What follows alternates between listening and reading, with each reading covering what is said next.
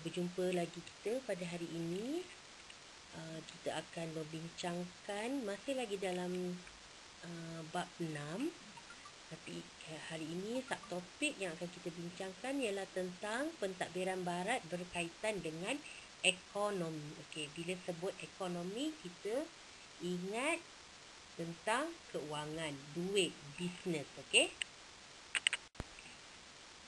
Okey, apa yang telah barat bawa ke tanah Melayu dalam pembangunan ekonomi? Kita nak tengok hari ini. So, ada banyak perubahan yang dibawa oleh pentadbiran barat, iaitu yang pertama dari segi perundangan, yang kedua jabatan dan agensi kerajaan, kemudian yang ketiga kewujudan syarikat perwakilan, yang keempat pewujudan sistem kewangan dan insurans. Okey, kita akan pergi pada yang pertama. Okey, apakah perubahan dari segi ekonomi yang dibawa oleh barat? Kita nak tengok dari segi perundangan, iaitu yang berkaitan dengan tanah dan juga buruh. Seperti yang kita sedia maklum, topik sebelum ni cikgu dah ceritakan tentang pembukaan tanah untuk ladang getah, pertanian, komersial, lombong-lombong emas, biji timah dan sebagainya. Jadi, bila berlaku terlalu banyak perubahan di negara kita akibat pembukaan ladang dan lombong-lombong tersebut oleh pemodal Eropah, maka mereka ni telah menawarkan harga yang sangat tinggi untuk membeli tanah masyarakat tempatan. So, kita tengok apa yang berlaku bila mereka cuba menawarkan harga untuk membeli tanah penduduk tempatan. Alright, bila terlalu banyak penawaran yang diberikan kepada rakyat tempatan untuk dibeli tanah-tanah mereka, maka diwujudkan Akta Tanah Simpanan Melayu. Okey, apakah yang terkandung dalam Akta Tanah Simpanan Melayu ini? Okey, yang pertama, residen. Okey, residen yang diletakkan di negeri-negeri Melayu kan. Residen ni daripada kalangan orang baratlah, British. Okey, mereka ini boleh mengisytiharkan mana-mana tanah dalam sesebuah negeri sebagai hak orang Melayu. Okay, tetapi dalam Akta Tanah Simpanan Melayu, tanah tidak boleh dijual, tidak boleh dipajak gadai, tidak boleh dipindah milik kepada orang bukan Melayu. Okay, walau bagaimanapun, sebenarnya akta ini adalah untuk melindungi semata-mata kepentingan ekonomi orang British. Kebanyakan tanah yang tak boleh dijual, yang tak boleh dipajak gadai, yang tak boleh dipindah milik, ini semua adalah tanah-tanah yang tidak subur, yang tidak sesuai untuk kegiatan pertanian, ekonomi dan juga perladangan. Okey, kat sini kita nampak betapa bijaknya orang barat, British, cuba untuk mengambil tanah-tanah rakyat tempatan. Bagaimana pula dengan tanah-tanah di Sarawak? Yang tadi kita tengok di Tanah Melayu ada akta simpanan kan. Okey, so di Sarawak juga diwujudkan, iaitu dipanggil land order. Okey, yang mana untuk memperuntukkan hak milik tanah simpanan peribumi. Okey, ini diwujudkan pada tahun 1931. Apakah tujuan diwujudkan akta land order ini? Okey, sama jugalah sebenarnya untuk melindungi kepentingan masyarakat peribumi daripada dicerobok oleh kaum pendatang yang membuka tanah untuk pertanian. Okey, kaum pendatang dekat sini siapa? Kaum pendatang dekat sini ialah orang-orang barat, British. Kemudian pada tahun 1933, okey, satu lagi diperkenalkan akta, iaitu Land Settlement Order, okey, untuk melindungi masyarakat peribumi. Okey, kedua-dua undang-undang tanah ini menjadi rujukan kepada pelaksanaan Land Order 1948. Tanah-tanah di Sarawak dibahagikan kepada beberapa kawasan iaitu tanah campuran, kawasan tanah pribumi, kawasan tanah adat pribumi, kawasan tanah simpanan dan juga kawasan tanah pedalaman. Jika di Semenanjung Tanah Melayu dan juga Sarawak ada akta yang diperkenalkan, di Sabah juga ada akta yang diperkenalkan iaitu Proklamasi 3 Perlindungan Hak Peribumi. Apa tujuan akta ni? Samalah juga untuk melindungi hak dan kepentingan peribumi dapat dilaksanakan dengan sebetulnya. Okey, kita beralih pula kepada perundangan. Kita nak tengok dari segi buruh. Buruh pada bab 6.1 cikgu pernah ceritakan yang mana buruh ini dibawa masuk ke tanah Melayu daripada negara China dan juga India. So penduduk tempatan ialah orang Melayu, tapi buruh dibawa masuk daripada China dan India. So ada dua sistem yang digunakan untuk membawa buruh-buruh ni bekerja di tanah Melayu. Untuk tenaga buruh Cina dipanggil sistem kontrak, manakala buruh dari India pula dipanggil sistem kangani. Kalau Cina dia bekerja di Lombong, manakala India dia bekerja di ladang-ladang getah. Jadi apa kaitannya dengan perundangan buruh? So bila kita dah bawa masuk buruh, British pun menubuhkan beberapa jabatan, undang-undang dan berbagai lagi lah untuk melindungi buruh-buruh tersebut. Antaranya British menubuhkan Jabatan Hal Ehwal Cina ataupun Chinese Protectorate. Yang ini untuk melindungi buruh-buruh dari China daripada mereka dieksploitasi oleh mana-mana pihak. Kemudian ada juga ordinan buruh kontrak untuk melindungi pekerja-pekerja tersebut. Pada tahun 1908 pula, Majlis Perundangan Singapura telah menubuhkan tabung imigran India. Untuk apa?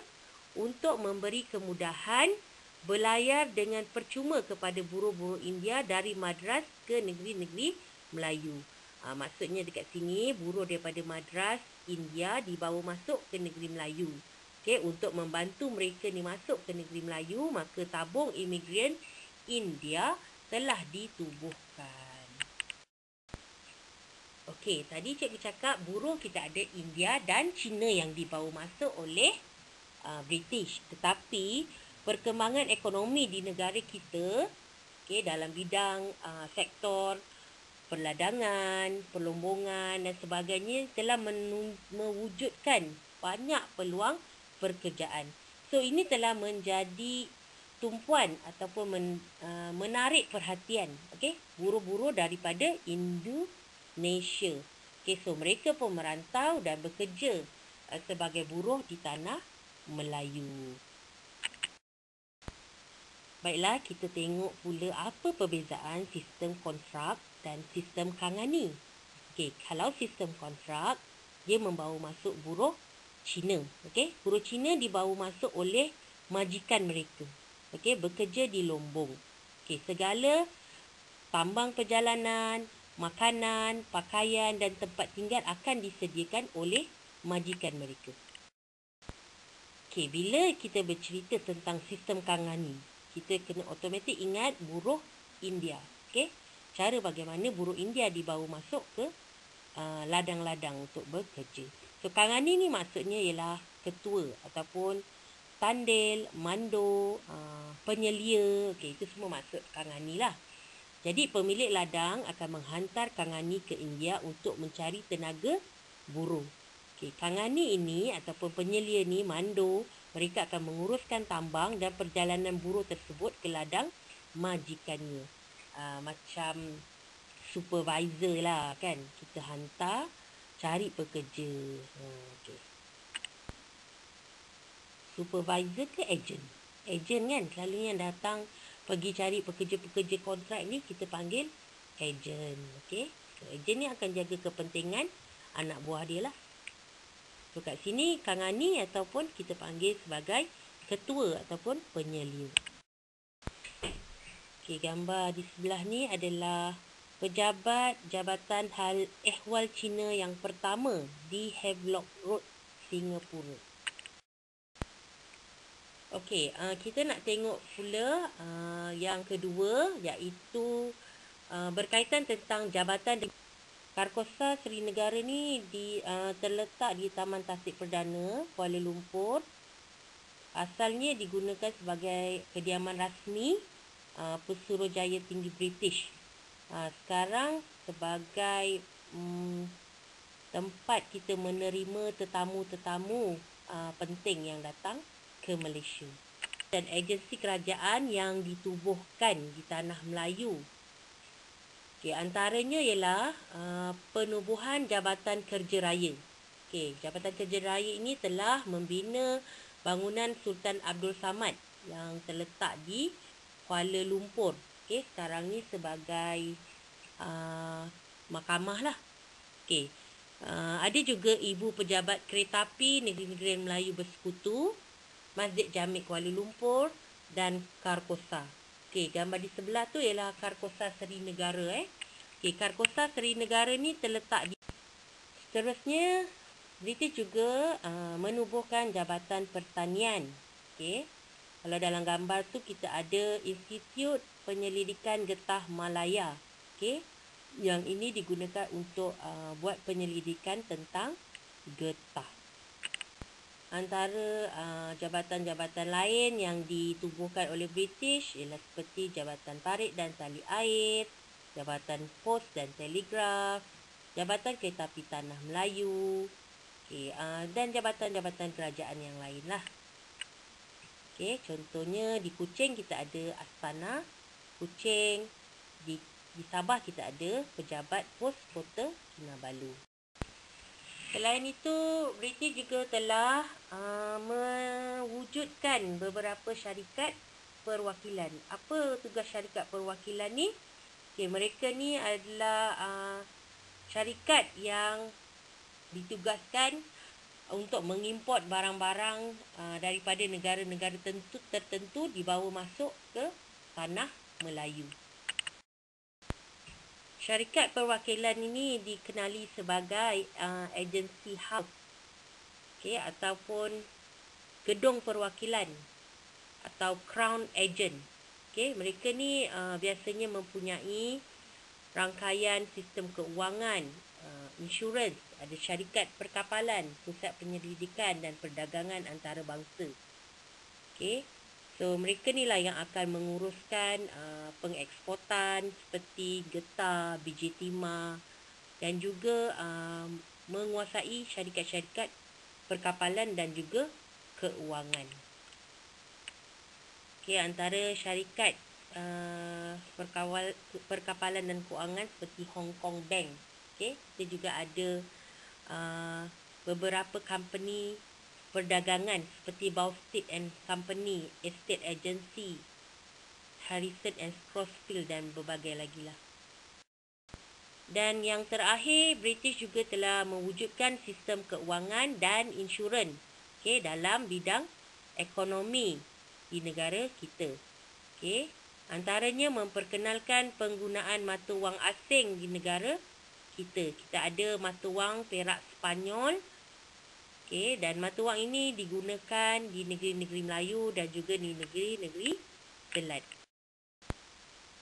Okay, kemudian British menubuhkan Lembaga Pesuruhjaya Wang untuk mengeluarkan wang kertas di bawah ordinan.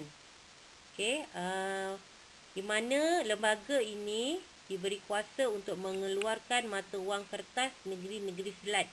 Maka dengan terhasilnya mata wang kertas ini, terhapuslah mata wang kerajaan Melayu. Okay, pada tahun 1990, dolar Selat telah digantikan dengan dolar Melayu.